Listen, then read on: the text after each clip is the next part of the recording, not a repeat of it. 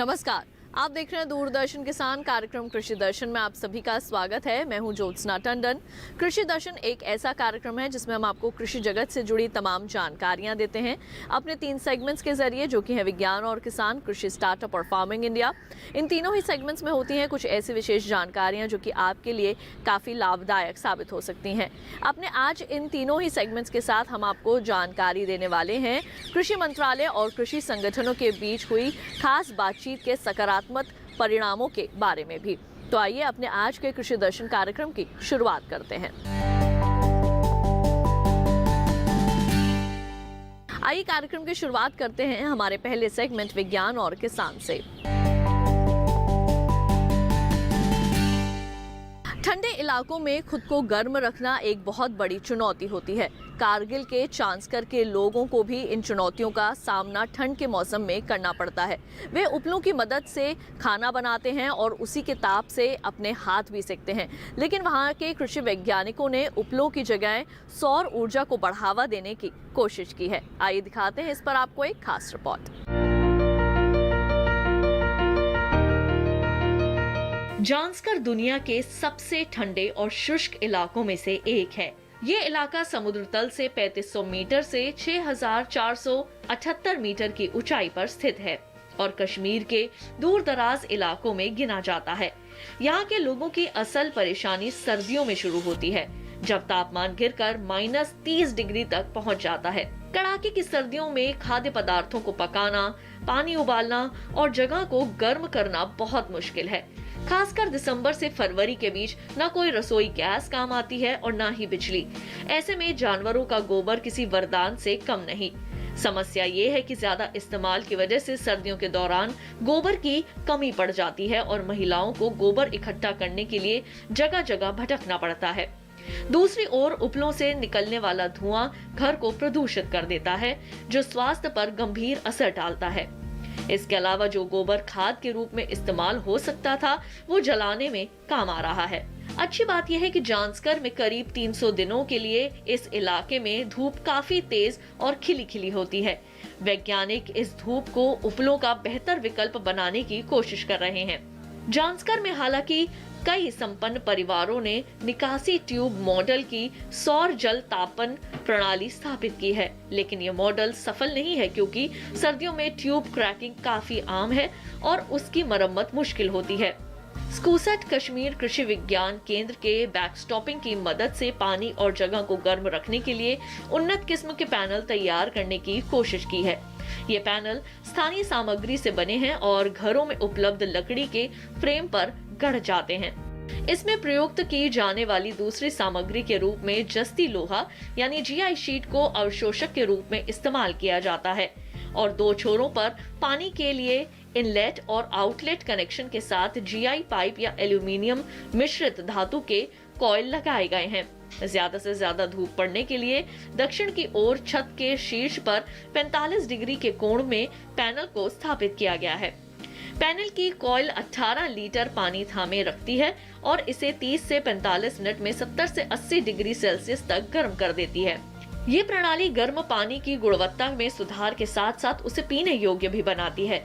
इसे खाना पकाने के लिए भी इस्तेमाल किया जा सकता है। इस तकनीक के परीक्षण से पता चला कि कम लागत वाले सौर पैनलों ने 35 मिनट में 120 लीटर ठंडे पानी को उबाल दिया। इसके अलावा इन पैनलों से कमरों को भी गर्म किया जाता है। स्थानीय रूप से उपलब्ध सामग्री से बने होने के कारण ये सौर पैनल किफायती हैं और कारीगर इन्हें आसानी से बना देते हैं। इसलिए कृषि विज्ञान केंद्र ने स्थानीय कारीगरों को इन्हें बनाने का प्रशिक्षण भी दिया है। क्षेत्र में आदिवासी समुदाय से अच्छा फीडबैक मिलने के बाद 158 घरों में इन सौर हीटरों की स्थापना का नेतृत्व किया गया। प्रौद्योगिकी के लाभ और उपयोगिता की वजह से कृषि विज्ञान केंद्र न सिर्फ जांसकर घाटी बल्कि दूसरे हिस्सों में भी इस तकनीक के डिजाइन और विकास को प्रदर्शित करने के लिए तैयार है। तो अभी आपने देखा सेगमेंट विज्ञान और किसान। आइए कार्यक्रम में बढ़ते हैं आगे और एक नजर डाल लेते हैं कृषि कैलेंडर पर। जान लेते हैं कि वर्तमान समय में आपने कौन कौन से कृषि कार्य अपने खेतों में करने हैं।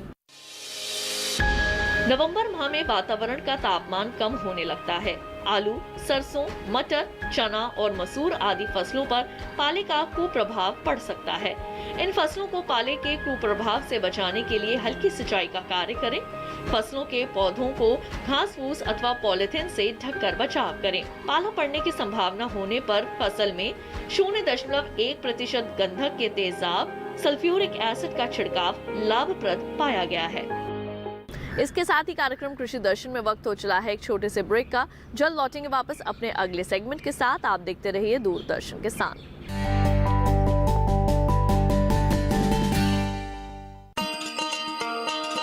किसान भाइयों गांठ बांध लो, गांठ बांध लो, बात बहुत है काम की, समृद्धि के पैगाम की। मिट्टी के मिजाज को समझो, मिट्टी के हर राज को समझो, मिट्टी की तुम जांच कराओ, मुफ्त सॉइल हेल्थ कार्ड ले जाओ। कभी मुनासिब बीज लगाओ, सही किस्म की खाद ले आओ, जितनी जरूरी उतनी डालो, सही मात्रा खुद पहचानो, इसको अपना मंत्र बना लो, मिट्टी की सेहत को जानो। बात बहुत है काम की, कम लागत अधिक वरदान की। किसान भाइयों गांठ बांध लो, आज ही मिट्टी की जांच कराएं। राज्य सरकार के कृषि अधिकारी से संपर्क करें और मुफ्त में सॉइल हेल्थ कार्ड पाएं। कृषि और किसान कल्याण मंत्रालय द्वारा किसान हित में जारी। ब्रेक के बाद एक बार फिर आप सभी का स्वागत है कार्यक्रम कृषि दर्शन में। आइए कार्यक्रम में बढ़ते हैं आगे और अब देखते हैं सेगमेंट कृषि स्टार्टअप।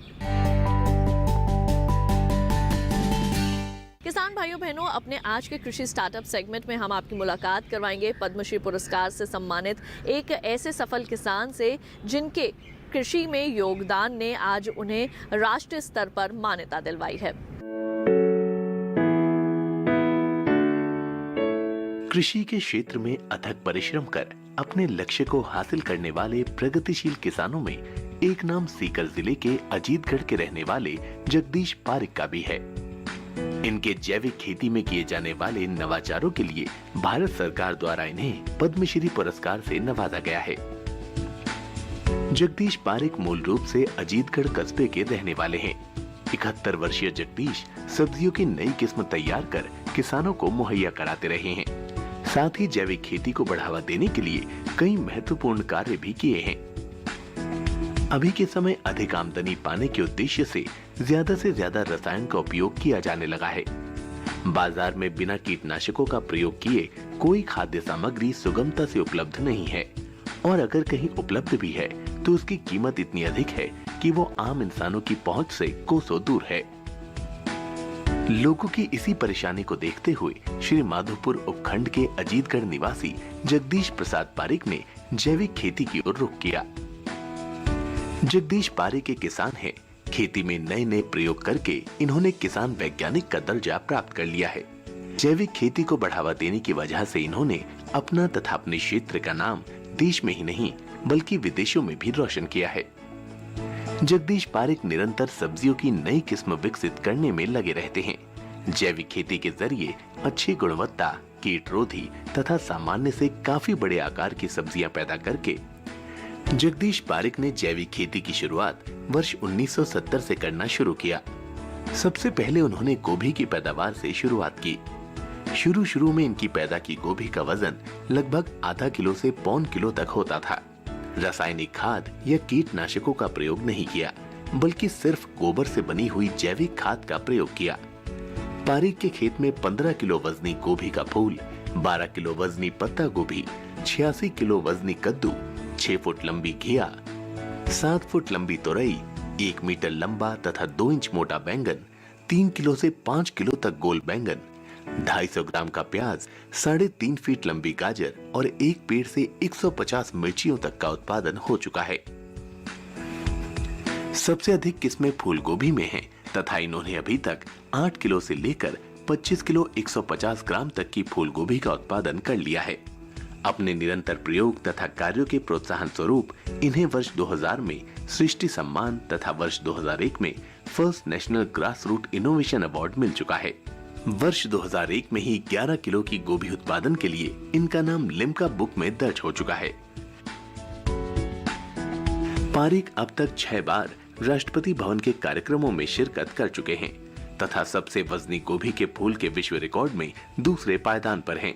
जगदीश प्रसाद विश्व रिकॉर्ड को तोड़ने के लिए जैविक खेती से 25 किलो 150 ग्राम वजनी गोभी का एक फूल उत्पादित कर चुके हैं।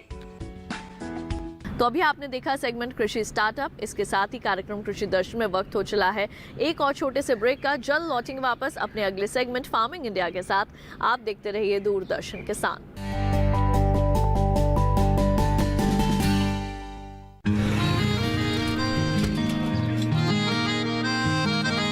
क्या बात है भाई, आजकल तो काफी खुश नजर आ रहे हो।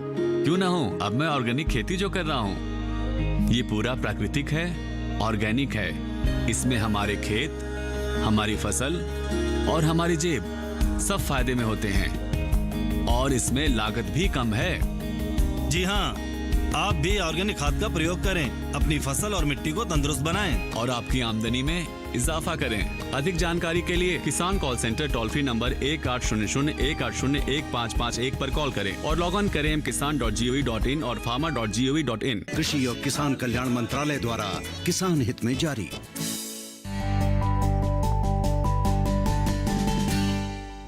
ब्रेक के बाद एक बार फिर आप सभी का स्वागत है कार्यक्रम कृषि दर्शन में। आइए कार्यक्रम में बढ़ते हैं आगे और अब देखते हैं सेगमेंट फार्मिंग इंडिया। किसान भाइयों बहनों, अपने आज के सेगमेंट में हम आपको रिपोर्ट दिखाने वाले हैं नए कृषि कानूनों के ऊपर। क्या हैं ये कृषि कानून और किस तरह से आप इसका आसानी से लाभ प्राप्त कर सकते हैं, आइए जानते हैं इस रिपोर्ट के जरिए।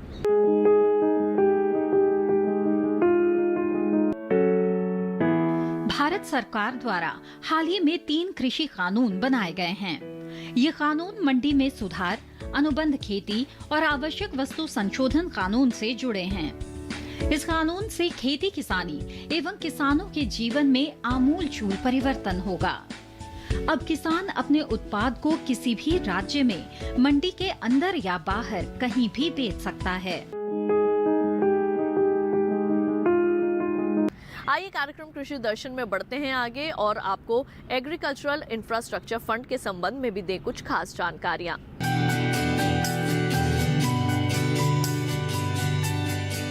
कृषि क्षेत्र के लिए अवसंरचना यानी बुनियादी ढांचा बहुत ही महत्वपूर्ण है। आंकड़े बताते हैं 15 से 20% उपज खरीदार तक पहुंचने से पहले ही बर्बाद हो जाती है। बर्बादी के बड़े कारणों में भंडारण की सही व्यवस्था का अभाव और प्रसंस्करण इकाइयों की कमी है। कृषि अवसंरचना जितनी मजबूत होगी, बर्बादी उतनी ही कम होगी। 1 लाख करोड़ की धनराशि ग्रामीण क्षेत्रों में भंडार गृहों, शीत गृहों, पैक हाउस के निर्माण और उनके विकास के अलावा बाजार व्यवस्था को दुरुस्त करने पर खर्च होगी। इसके साथ साथ प्रसंस्करण इकाइयां, निजी उद्यम, किसान उत्पादक संगठन और प्राथमिक कृषि ऋण समितियां, विपणन सहकारी समितियां भी इसका लाभ ले सकती हैं। साथ ही संयुक्त देयता समूह, बहुउद्देशीय सहकारी समितियां, कृषि उद्यमी, स्टार्टअप और संग्रहित अवसंरचना प्रदाता भी इसके हकदार होंगे। केंद्रीय एजेंसियां, राज्य एजेंसियां या स्थानीय निकायों की ओर से प्रायोजित सार्वजनिक निजी भागीदारी परियोजनाएं भी इस योजना का हिस्सा बन सकती हैं। कृषि अवसंरचना कोष असल में मध्यम या लंबी अवधि के ऋण की सुविधा प्रदान करता है। खास बात यह है कि सभी तरह के ऋणों में हर साल 2 करोड़ रुपए की सीमा तक ब्याज में 3% की छूट दी जाएगी। ये छूट अधिकतम 7 साल के लिए होगी। इसके अलावा 2 करोड़ रुपए तक के ऋण के लिए क्रेडिट गारंटी कवरेज भी उपलब्ध होगा।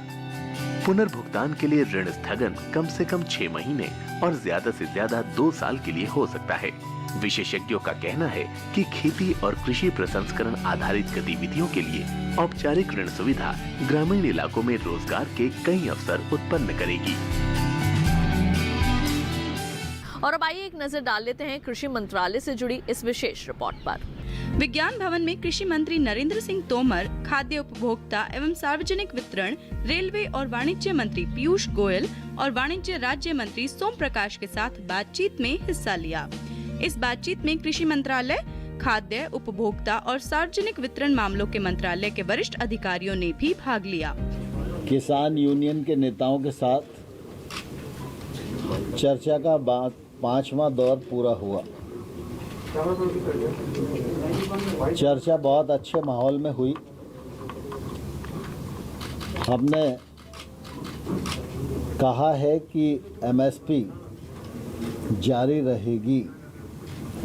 एमएसपी पर किसी भी प्रकार का खतरा और इस पर शंका करना बेबुनियाद है, लेकिन फिर भी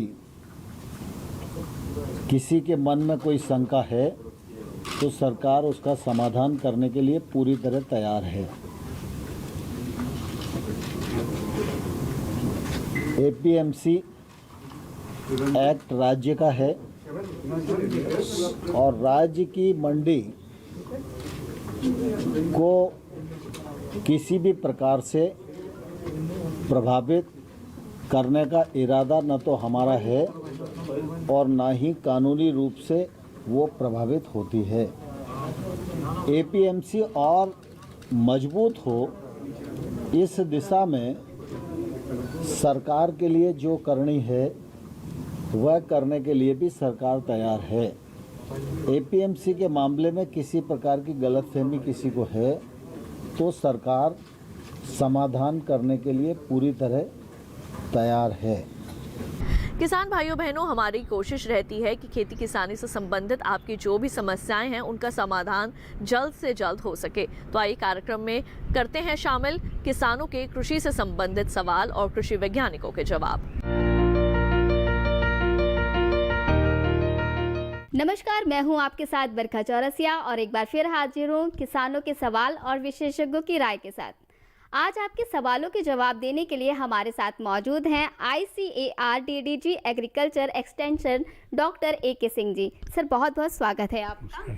नमस्कार आप सभी का, विशेषकर किसान भाइयों का। तो किसान भाइयों, चलो शुरुआत करते हैं आपके सवालों से। तो पहला सवाल हम ले लेते हैं। दिनेश कुमार जोधपुर राजस्थान से पूछ रहे हैं, किसान उत्पादन संगठन कंपनी बनाने की जानकारी, साथ ही ये जानकारी चाहते हैं हेरिंग की जानकारी। देखिए, जो किसान उत्पादक संगठन है जिसे फार्मर्स प्रोड्यूसर ऑर्गेनाइजेशंस कहते हैं, ये भारत सरकार ने अभी हाल में शुरू किया है। 10,000 FPO पूरे देश में बनने हैं और इससे जो उत्पादन की व्यवस्था है खास करके किसानों के स्तर पर, उसमें आमूलचूल परिवर्तन कराने के लिए भारत सरकार ने ये इस तरह का प्रस्ताव रखा है। और जो छोटे किसान हैं और जो मझोले किसान हैं, जो उत्पादन करके बाज़ार में अपनी वस्तुओं को नहीं ले जा पाते हैं, उनके लिए व्यवस्था ज़्यादा कारगर होगी। इस मंशा के साथ भारत सरकार ने शुरुआत की है।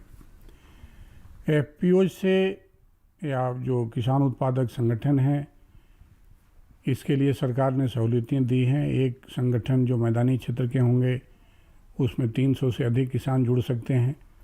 उनकी संख्या जितने भी हो उसकी कोई सीमा नहीं है। दूसरा संगठन जो नॉर्थ ईस्ट के स्टेट हैं या जो पहाड़ी क्षेत्रों के क्षेत्र हैं या उधर आपका जो उत्तरी पूर्वी क्षेत्र है, आसाम और जो भी 7 राज्य हैं, उनके लिए 100 संख्या भी किसानों की होगी तो भी उसकी मान्यता भारत सरकार ने प्रदान की है। संगठन बनाने के लिए प्राथमिक रूप से 15 लाख रुपए सरकार प्रदान करेगी और फिर 18 लाख रुपए भी सरकार प्रदान करेगी, जिससे प्रशासनिक व्यय जो उस पर होगा उसका वहन हो सके। इसके अलावे ये जो उत्पादक संगठन हैं उसमें ये भी व्यवस्था है कि बड़ी मात्रा में लगभग 2 करोड़ रुपए तक का लोन सरकार इन उत्पादक संगठनों को दे सकती है यदि अच्छा कार्य करते हैं, और वो भी जो ब्याज दर होगा वो बहुत ही कम होगा। तो ये पूरी प्रस्तावना भारत सरकार की इसलिए है कि जो छोटे किसान हैं, मझोले किसान हैं, उनको कैसे लाभ हो, संगठित होकर खेती कर पाएँ। अलग अलग छोटी जोत पे खेती करते हैं तो उनको बाज़ार प्राप्त करने में भी और निवेश प्राप्त करने में भी कठिनाई होती है। बीज खरीदना हो, रसायन खरीदना हो तो जगह जगह से उनको जाके लाना पड़ता है। और जब एक उत्पादक संगठन होगा तो ये सभी व्यवस्थाएं उस संगठन के माध्यम से एक ही जगह पर उसी गांव से या स्थानीय गांव से किसानों को मिल जाया करेंगी। इस तरह की सुविधा ये संगठन अपने आप बना सकता है। संगठन खुद किसानों को ही चलाना है। इसमें एक CEO रखने की व्यवस्था है जो कि एक एग्जीक्यूटिव के रूप में काम करेंगे। एक अकाउंटेंट भी रखने का प्राविधान है जो कि जो भी लेखा जोखा होगा उसका रिकॉर्ड रखेंगे। तो सरकार की ये भी सोच है, विशेषकर भारत सरकार की और राज्य सरकारों की भी, कि जब किसान एक जगह मिलकर के उत्पादन करेंगे तो कोई एक वस्तु भारी मात्रा में उत्पादित होगी, और जब भारी मात्रा में उत्पादित होगी तो वहाँ पर कोई व्यापारी भी खरीदने को आएगा। जब छोटी मात्रा में किसी वस्तु का उत्पादन होगा तो निश्चित रूप से भी कोई व्यापारी बाहर से वहाँ पर नहीं आएगा किसी उत्पाद को खरीदने के लिए। लेकिन जब उत्पादन का ढेर ज़्यादा होगा, 200 क्विंटल, 400 क्विंटल, 500 क्विंटल उत्पादन यदि होगा, तो निश्चित रूप से व्यापारियों की रुचि होगी और वहाँ पर आएंगे। इससे हमें ये भी देखने को मिलेगा कि किसी एक वस्तु का उत्पादन ज़्यादा होगा, जो गुणवत्ता के मानक हैं, जो लोग चाहते हैं क्वालिटी का प्रोडक्ट पैदा हो, उसको भी करने में हमको सहायता मिलेगी। और एक तरह की प्रजाति को भी पूरे क्षेत्र में करने में आसानी होगी। यदि एक प्रजाति का भी निर्णय हम करते हैं कि इसी प्रजाति का उत्पादन हमें करना है, तो उसकी भी संभावनाएं इसमें बढ़ेगी। उत्पादक संगठन अपना प्रोसेसिंग वैल्यू एडिशन की इकाई भी लगा पाएगा, प्रोसेसिंग की या प्रसंस्करण की इकाई लगा पाएगा, और तब ज़्यादा लाभ किसानों को होगा, क्योंकि उत्पादन करके कम मूल्य पे बाहर बेचने से अच्छा है कि उत्पादन करें, प्रसंस्करण करें और बाद में बाज़ार को बेचें। खास करके हल्दी जैसे पदार्थ हैं या शहद का उत्पादन यदि कोई उत्पादक संगठन करता है या बीज का ही उत्पादन करता है, तो ऐसे में प्रोसेसिंग या प्रसंस्करण बड़ा महत्वपूर्ण हो जाता है। तो मुझे लगता है कि जो कृषि में आमूलचूल परिवर्तन करने की बात जो सबकी मंशा थी पूरे देश में किसानों की, खास करके ये उत्पादक संगठनों के माध्यम से हो पाएगा। ये कुछ सफलता के मानक हमारे पास पहले से विद्यमान भी हैं। जैसे आप देखें तो जो उत्पादक संगठन महाराष्ट्र में खास करके आपके अनार की खेती के लिए या ग्रेप्स की खेती के लिए, अंगूर की खेती के लिए किसानों ने अपने संगठन बनाए हैं, आम के लिए भी बनाए हैं, और उन संगठनों को और उन किसानों, जुड़े हुए किसानों को बहुत लाभ प्राप्त होता है। इसी को देखते हुए, इस उदाहरण को देखते हुए पूरे देश में ये परियोजना भारत सरकार लेकर के आई है, और पूरा उम्मीद है कि जैसे अमूल का दूध का उत्पादन होता है, और अमूल एक ऐसा ब्रांड है कि थोड़ा थोड़ा उत्पादन करके किसान एक जगह पर अपने उत्पाद को देते हैं, सबको लाभ होता है, और उसमें जानवरों की देखरेख भी हो पाती है, उनके बीमारियों के बारे में भी जो उनका कोऑपरेटिव मदद करता है, और उत्पादन को बेचने में भी मदद करता है। उसी आप कह सकते हैं उसी तरीके से ये जो कृषि उत्पादक संगठन, किसानों के उत्पादक संगठन होंगे, वो कार्य करेंगे और बहुतायत रूप से कृषि लाभकारी होगी, और जो किसानों की आमदनी दोगुनी करने की मंशा भारत सरकार की है और किसान के लिए बड़ी अपेक्षित भी है, आवश्यक भी है, उसको भी हम पूरा करने में ज़रूर इसमें सफल होंगे। सर बहुत बहुत धन्यवाद इस जानकारी के लिए। तो दिनेश कुमार जी, आशा करते हैं ये जानकारी आपके लिए लाभकारी होगी। किसान भाइयों बहनों, अब खेती किसानी से संबंधित जानकारियां आप अपने मोबाइल में ही हासिल कर सकते हैं। केवल आपने एक ऐप को डाउनलोड करना है, जिसके जरिए आप मौसम और कृषि से संबंधित तमाम जानकारियां हासिल कर उनका लाभ प्राप्त कर सकते हैं।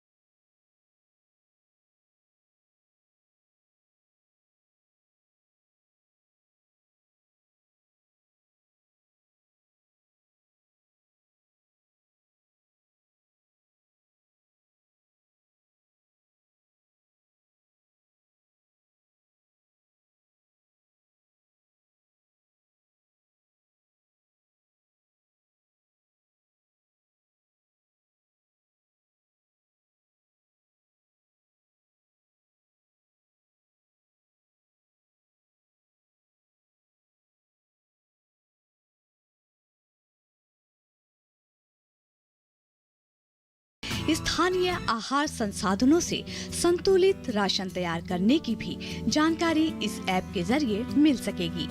ई गौपाला ऐप पर आयुर्वेद, पशु चिकित्सा और कम लागत के औषधि उपचारों की भी जानकारी उपलब्ध रहेगी।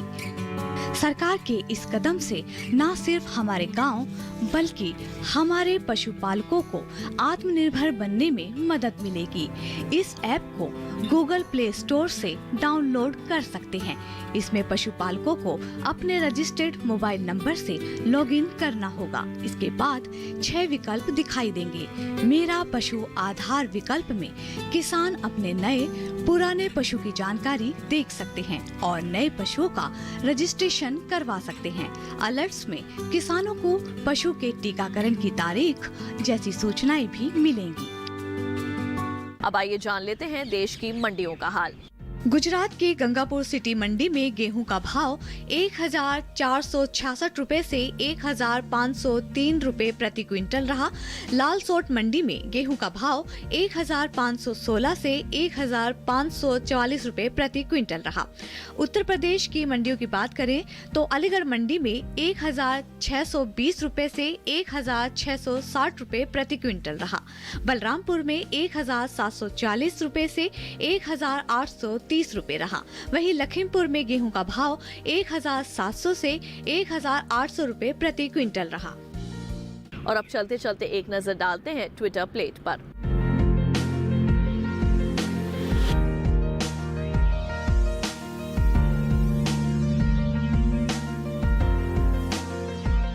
तो किसान भाइयों बहनों, हम उम्मीद करेंगे कि हमारे कार्यक्रम कृषि दर्शन में दी गई जानकारियां आप सभी के जरूर काम आएंगी। कृषि दर्शन आपका अपना कार्यक्रम है। इस कार्यक्रम के लिए अगर आप अपने कोई सुझाव देना चाहते हैं तो हमें पत्र लिख सकते हैं। हमारा पता है कृषि दर्शन, कमरा नंबर 58, CPC दूरदर्शन, खेलगांव, नई दिल्ली 110049। अगर आप हमें ईमेल करना चाहते हैं तो हमारा ईमेल ID है nationalkrishidarshan@gmail.com। तो आज के लिए केवल इतना ही। मुझे दीजिए इजाजत। आप देखते रहिए दूरदर्शन किसान। नमस्कार।